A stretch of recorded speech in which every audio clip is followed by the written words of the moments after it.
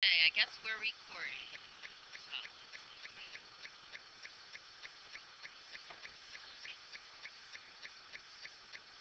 all right, let's start talking about this. Two.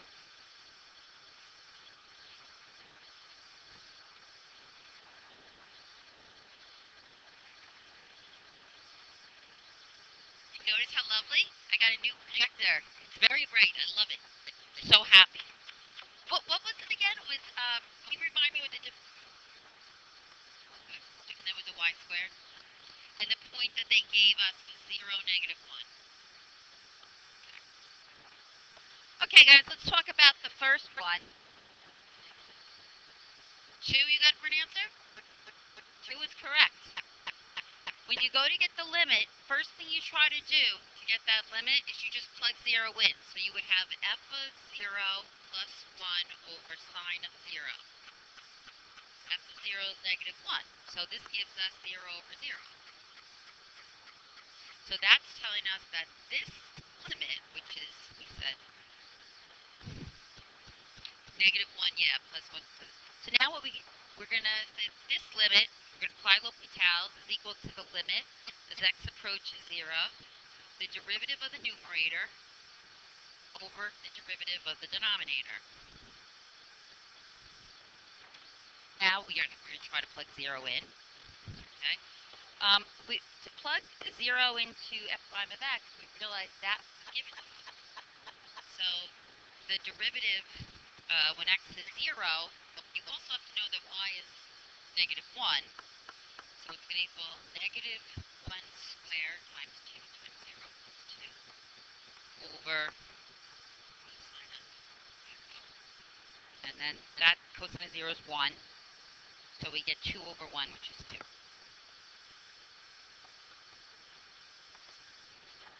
Right? Good to see L'Hopital's. Yeah. Okay. Question. Part B. By the way, that was only 2 points. You got 1 point for realizing you had to apply L'Hopital's and 1 point for getting the right answer. Oh, yeah. Well, probably just the one because you didn't fill in the. Most people, first time you see that, a lot of you didn't realize, okay, we can plug in the -1 for the y. Okay. All right, Euler's, some people were showing me different answers. I just want to see what -11 over 32.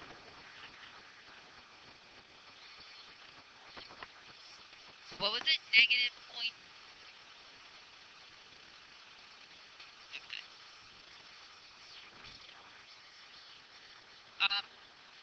Now, do you want me to set it up, show you what to do? Or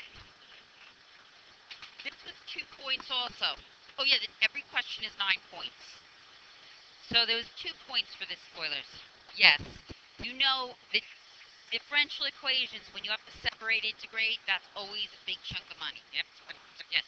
Yeah, okay, let's do this one then.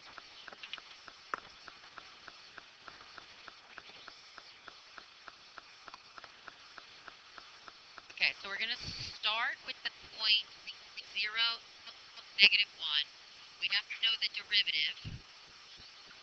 To get the delta x, we know f of 0, and we were trying to approximate f of a half, 2 steps. So we got to figure out the step size. So when you want to figure out the step size, you take b minus a, okay, that's the 1/2 minus 0, over the number of steps. So if you're trying to go from 0 to a half, 2 steps, what's each step? Quarter. So this is going to stay 0.25. Yes. No. Nope. See, a lot of times you just kind of see it. Oh, yeah, this is what I'm supposed to. I wrote that in the wrong spot, didn't I? Oops. Got to stay. Yeah, that should have been X1. That's the heading. All right, so we're starting with a point 0, -1. We're also going to have to get our delta y by multiplying those two, and then we can get x plus delta x, y. All right, so we're using the differential equation to figure out the derivative. Okay. let's see. So the derivative is equal to y squared. Sorry, what's the derivative? 2x plus 2. Okay. So at the point 0, negative 1, what is the derivative equal to? So then we multiply the derivative by delta x to get the change in y, which is 0.5. And we're going to add those changes to our original. So the original x was 0, the change is 0.5, so now we're at 0.25. And then, yeah, negative 0.5. That's what we had. Negative 1 plus the change, negative 0.5. Now we bring that down.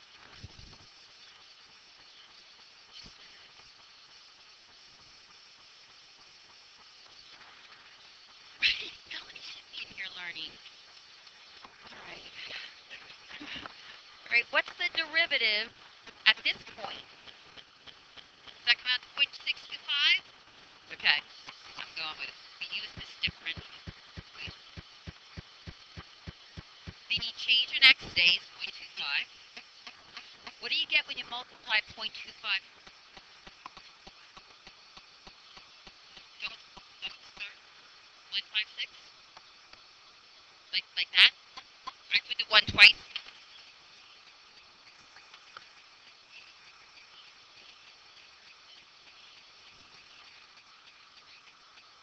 Okay, question is, what if I was like rounding along the way?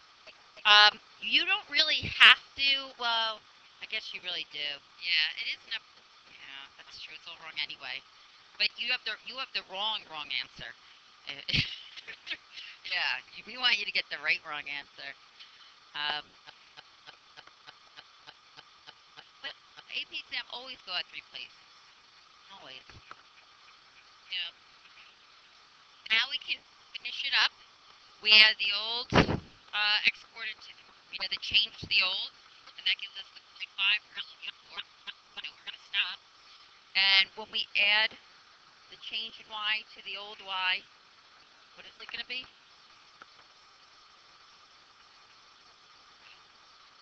So we're approximating y at half or 0.5, approximately equal to that value. Yeah?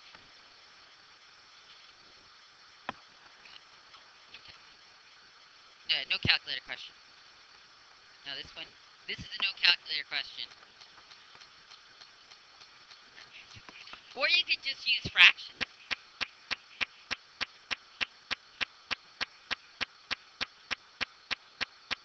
Yes, you don't have to simplify any of the arithmetic. You don't. You can just leave it plus. Yeah. Yeah. You can leave it all unsimplified. Now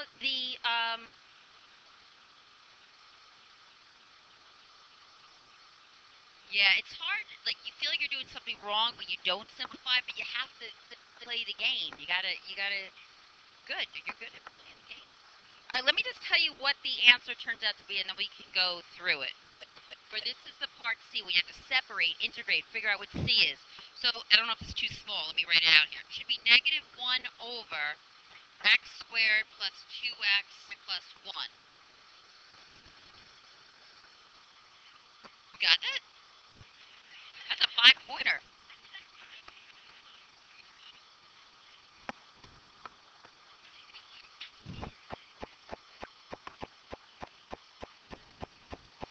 Well, the C, whenever you solve for it, I don't know if you solve for it at the same point.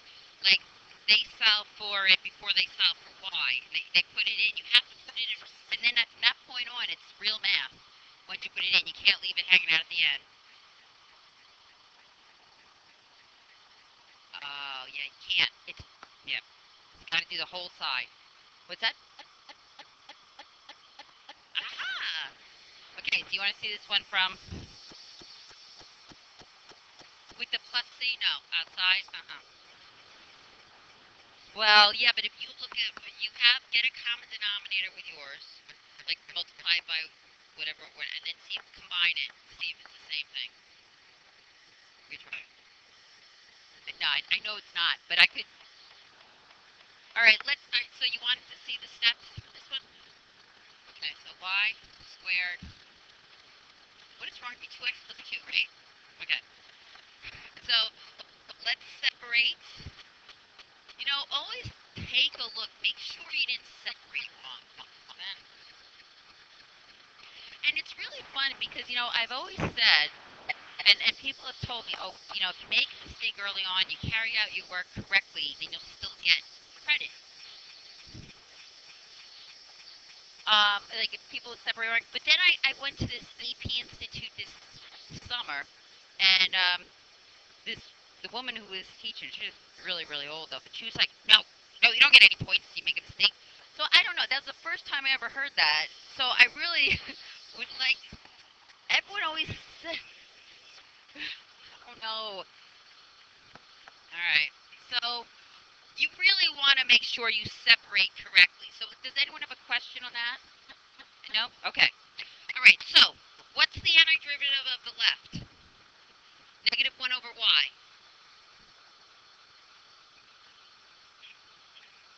Oh,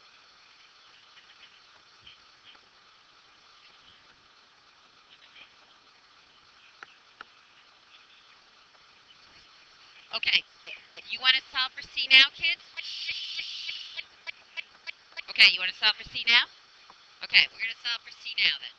So we'll put in the negative 1 for the y and the 0 for the x's. Right. So C equals positive 1. Nice.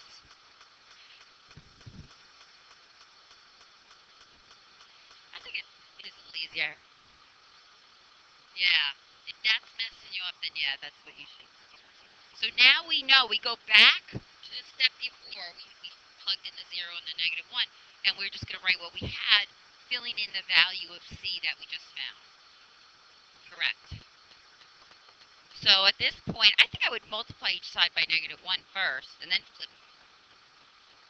If we multiply each side by negative 1, we have 1 over y equals, should I just leave the negative out or distribute the negative? It's all right either way. Distribute it. I want to. All right. Okay, and then you flip each side. So y equals 1 over, guys. And the thing is, if you didn't distribute that negative, yeah, that's what I was going to do. They wanted me to distribute it. But if you put the negative 1 up here instead, yeah, and then realize that's also, you could rewrite that as x plus 1 squared, that denominator. But again, none of that's going to get you any extra points. That's a perfect square, right? That's x plus 1 squared. So you could write it like that. But that's not going to get you any points. Why bother? Okay? No, right. It's not, you're not showing off here. You're just getting the answer and just leave it. Yeah, moving on. Okay, so we did have to talk about, there were just a couple that we didn't get yesterday on that slope field. You had to do 19.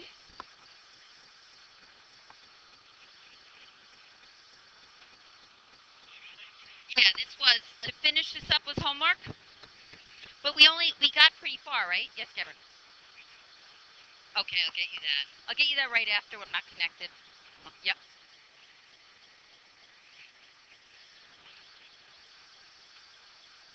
So for C, but wait, oh, you had the slope field on your calculator?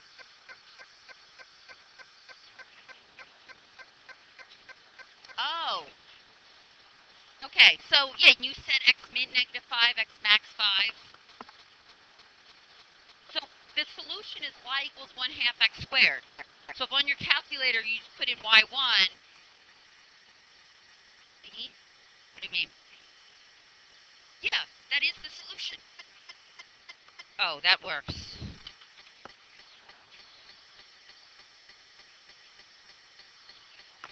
But maybe when you set your window, you had like negative 5 to negative 5 or something like that.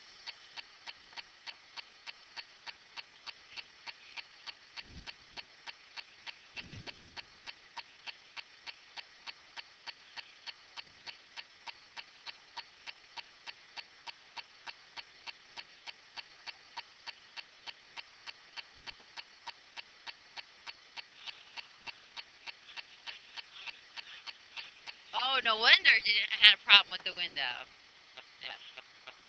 Okay. Okay, so guys, were there any? I forgot how far we got on 19, but did you? We did all that. Okay. Okay. 19. Okay, let's get to 20. Yes. Let's talk about 20 part C. Right. A lot of people, you forget to read the problem. You just got to do what you think you got to do. You got to read it. It says approximate y when x is negative 3.1 using the equation of the tangent line for the function at the point. You got to write the equation of the tangent line at the point negative 3, 0. So to write the equation of the tangent line at the point negative 3, 0, it's going to be y minus 0. Now, how are we going to get the slope of the tangent line? Yeah, that's going to be the derivative. So, yeah, and then it'll be x minus 3. With plus 3 is negative, yeah, plus 3. So, yeah, to get the slope of the tangent line, you use the derivative, the differential equation. So, at the point negative 3, 0, the derivative, the slope is negative 3 plus 0, which is negative 3. So, y equals negative 3 times 20 x plus 3 is the equation of your tangent line. Now, what we're going to do is we're going to approximate f negative 3.1 by plugging in the negative 3.1 into the tangent line equation. So we'll really be getting y on the tangent line, but y on the tangent line should be very close to y on the graph. We need to go too far away. So f of negative 3.1, when you plug in negative 3.1 here, negative 3.1 plus 3, negative 0.1 times negative 3, 0.3. Oh, this should be approximate. So that should be your approximation. Yeah. Positive, because you have a negative 3 for the slope. And when you plug in the negative 3.1 and add 3, that's negative also. Okay, so what are you kids going to do? Wait. No, I have more. Sorry.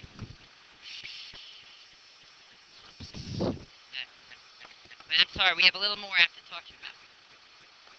No, sorry. I have in your notes a page summarizing this whole unit. Okay? Beautiful, right? You don't have to know how to solve the differential equation, separate, integrate, solve for C, all that. Yet you should know the two special differential equations, exponential growth and logistic growth. I have the solutions here in each of those.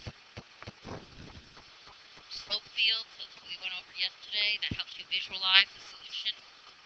And Euler's is to approximate the y-coordinate on the solution. And so this is everything in this unit. Now, is that on your notes today? That's an old thing. Is that today? Okay, so what do you do to solve a differential? Yes. And how do you know if you're going to have to solve for C or not? If they give you a point, and what's the word? Yeah, a particular solution. So you're going to separate, integrate, solve for C, and then really solve for Y. So you'll have to solve for C only if they ask you for a particular equation. And then you always have to wind up with Y equals, you have to solve for Y. Yes. As long as your answer is Y, yeah, the order doesn't matter. But Ellie was saying, but yeah, technically it doesn't matter. Alright, so what's the solution to this special one?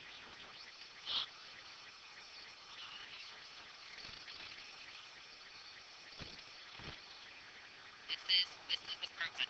So whenever you're told in either symbols or words that the rate of change is proportional to the amount present, you're allowed to use that. You don't have to separate and integrate. Don't waste your time. What about the solution to this one? M over 1 plus A e to the negative. And how do you get that value of A? Almost. Yep.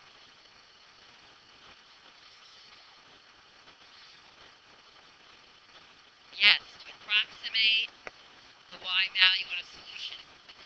Oh, so it's used to approximate a specific y value, but you're not actually getting it.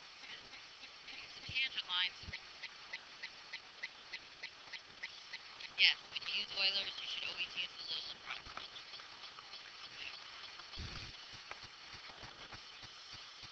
Yes, to help you visualize the solutions.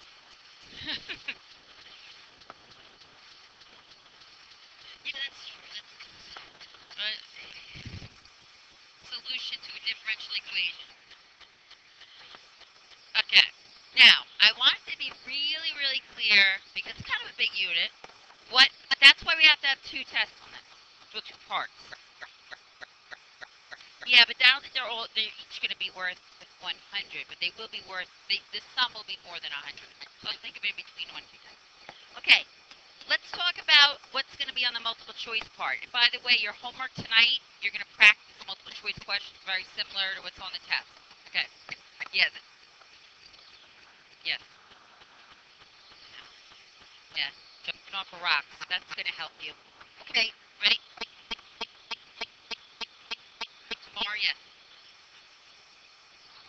So great tomorrow. Okay, guys, can we go through what you're going to have to do? Because I'm telling you what the questions are ahead of time. Okay? You'll do the homework today, but keep in mind, on the test, you're going to have to match the slope field to the differential equation or to the solution. Now, those are different, right? So you got to make sure, are you matching it to dy dx equals or to y equals? When you're matching it to the solution, y equals is just what it looks like. Right? dy dx, you're going to think about the slope everywhere. It's a little more complicated. Applying your part, why? When they tell you words or symbols, that the rate of change is proportional to the amount present, something like that. If you're given a differential equation that's in that logistic growth model form, then you're going to be able to apply the solution. Look at that on that. So as long as you know the solution, using Euler's method to approximate, like one of the ones we just did in the do now. You're going to have to solve a differential equation. You're going to have to separate and integrate. And actually, you have to do that probably more than once. And I gave you a little hint here. Let's say you separate, you integrate, you do all this, you figure out. You get here, how are you going to solve for y? How do you get y by itself? You just take the sine of both sides. Okay. Yeah, this is no good.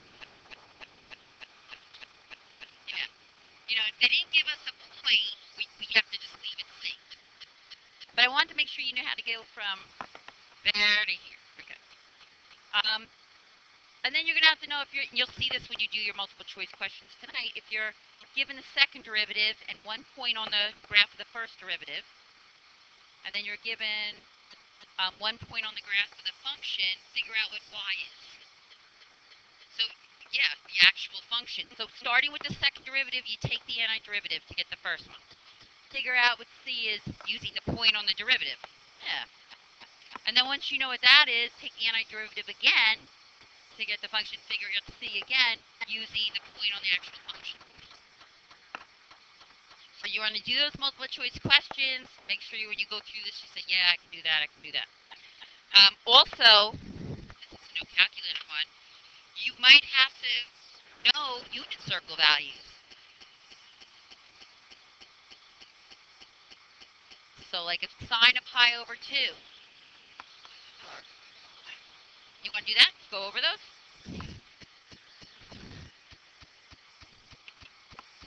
Because if you don't have your calculator to get the actual values,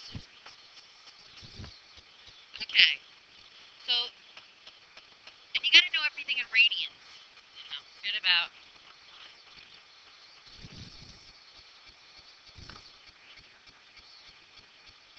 Okay, so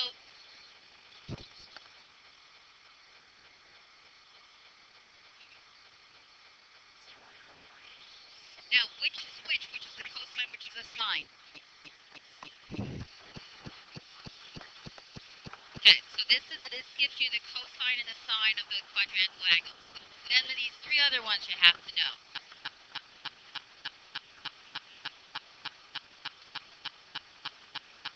Okay, the y coordinates are going to go up, right?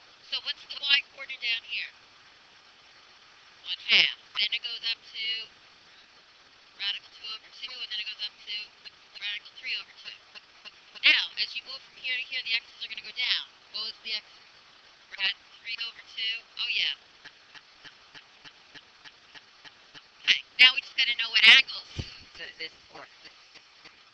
So this is 30, or pi over 6. This is 45, or pi over 4. And up here, it's 60, or pi over 3. Good?